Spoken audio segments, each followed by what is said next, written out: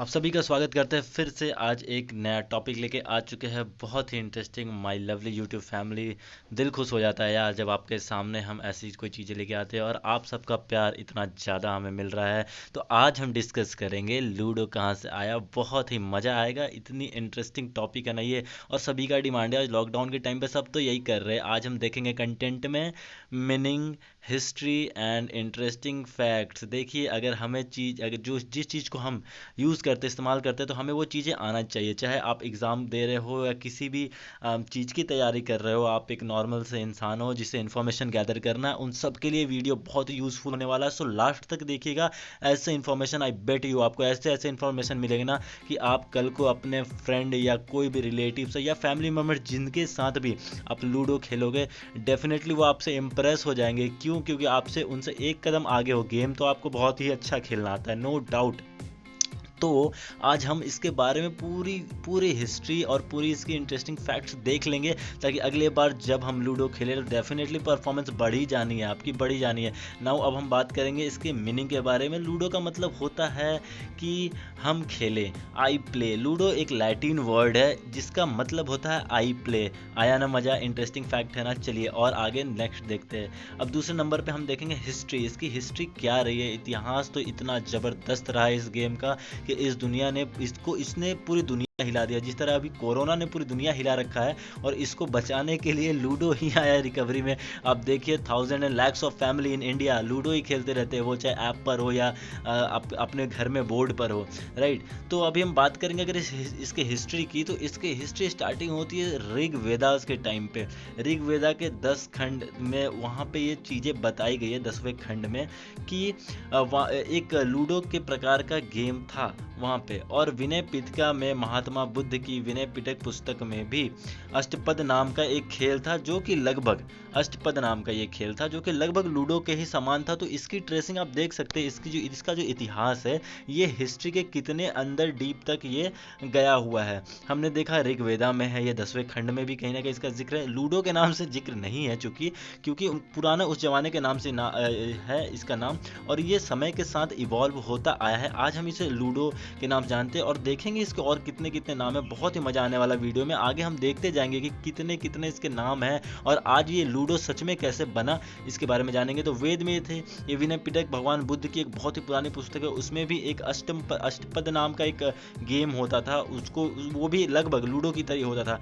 और उसके बाद आप एक तस्वीर यहाँ पे देख रहे हैं, एक महिला एक पुरुष यहाँ पे बैठ के, ये 6वीं शताब्दी के अजंता एलोरा में ये मिली थी ये तस्वीर उस टाइम पे, और ये यहाँ लूडो के जैसा ही एक गेम खेल रहे हैं। चलिए, तो ये तो कुछ इंटरेस्टिंग फैक्ट थी। एलोरा का गुफा महाराष्ट्र में आप जानते हैं, और ये पत्थरों से काट के बनाया गया है। आप देख सकते हो इसकी कलाकृति कितनी ही खूबसूरत है।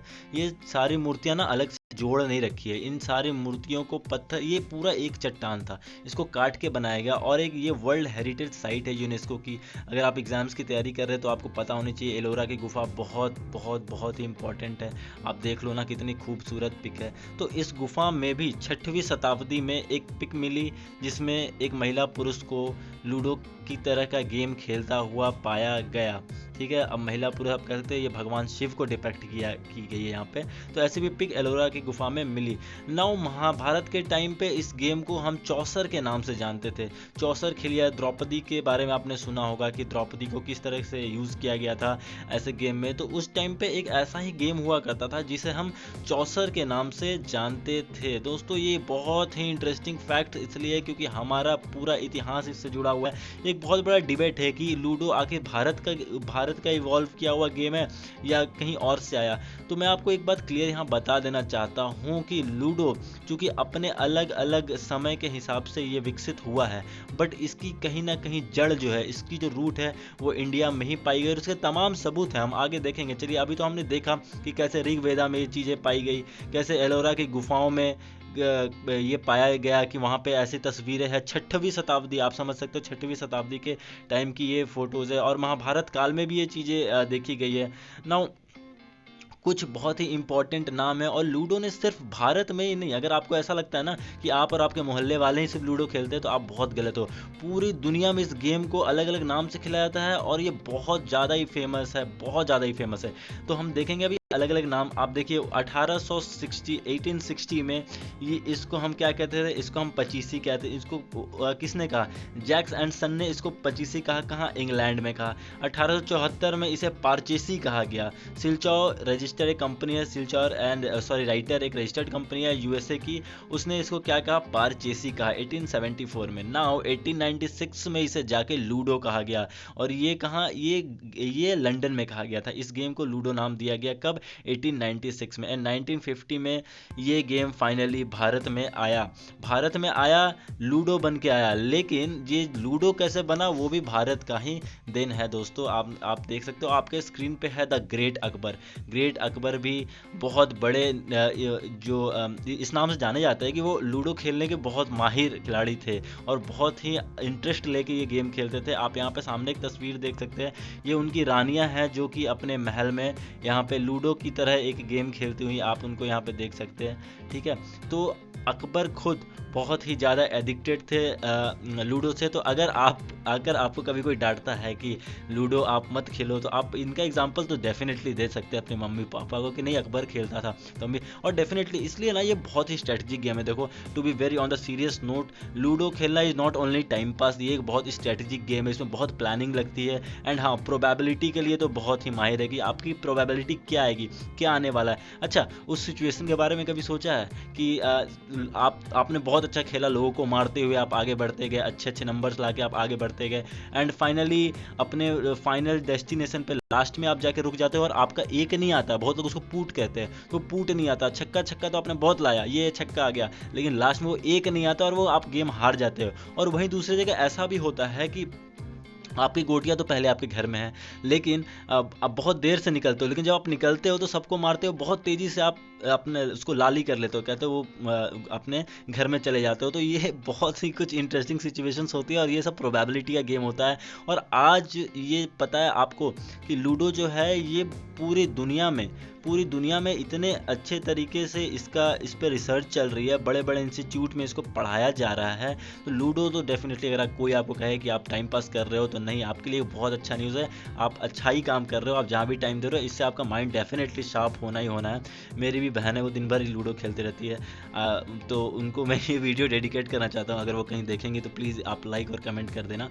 चलिए आगे बढ़ते हैं। और ये एक बहुत ही आपको पुरानी तस्वीर आपको दिखा रहे हैं। ये मारवाड़ी है पुराने ज़माने के हमारे देश के, और ये पच्चीसी खेल रहे हैं। आप इनके ज़मीन पे आप देखो एक प्लस के साइन का एक कपड़ा रखा हुआ है, और ये उस टाइम के लूडो को, पुराने टाइम के लूडो को डिपिक्ट करता है।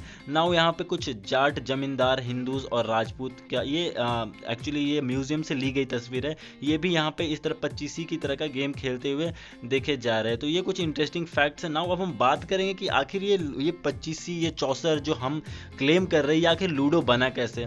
तो दोस्तों ये बात है ईयर 1891 की। वहाँ पे उस टाइम पे इंग्लैंड में 1896 में, मैं पहले तो आपको ये बता दूं कि रॉयल नेवी ने इसको यूज़ किया खेलने के लिए और इसको नाम दे दिया ऊकर्स।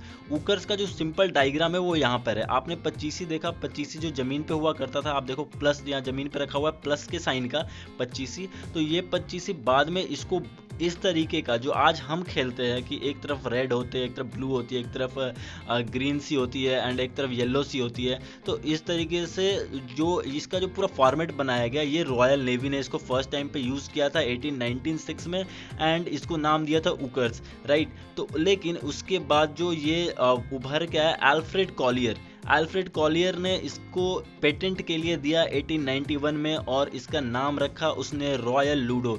जब इसको चेक किया गया, एक्चुअली ये अगस्त में आया था, अगस्त 1891, 29 अगस्त 1891, एंड फाइनली अक्टूबर में ये पेटेंट जो है वो अल्फ्रेड कॉलियर को मिल गया।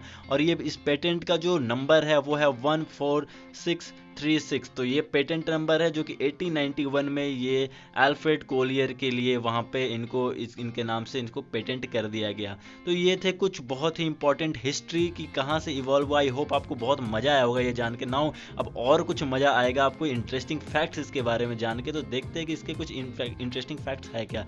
तो आपको मैंने बताया कि राजा महाराजाओं द्वारा खेले जाने वाला इस गेम्स को हम पच्चीसी कहते थे, ठीक है, जिसको आज हम लूडो के नाम पे जानते हैं। Now 17th and 18th century में पहाड़ी पेंटिंग हिमाचल प्रदेश में लूडो का जिक्र मिला था, जो कि 2016 में कितने में बिका भैया, यहाँ आप गिन सकते, सिर्फ उसमें लूडो का जिक्र था। आप समझ सकते हो कि लोग कितने क्रेजी होते हैं उसके लिए। और हम सब क्रेजी यार, सच में बहुत मजा आता है। मैं जल्दी जल्दी वीडियो बना के मुझे भी लूडो खेलना है। मैं तो अभी भागूंगा। चलिए, 1874 से 1935 में अमेरिका और यूरोप में इस गेम को गेम ऑफ इंडिया के नाम से भी जाना जा सकता है। तो आपको समझ में आया इसकी पहचान कि कैसे ये इसने अपना पहचान बनाया है कि आप देख सकते हो 1874 ये पेटेंट का हुआ 90s में, लेकिन उससे पहले से 1874 से 1935 रेगुलेटिंग एक्ट याद है। रेगुलेटिंग एक्ट के बाद आप याद रखना, रेगुलेटिंग एक्ट 1917 के बाद 1935 बहुत ही इंपॉर्टेंट एक मूवमेंट आया होगा। तो आपको मैं इसलिए याद दिला रहा हूँ क्योंकि ऐसे हम पढ़ेंगे ना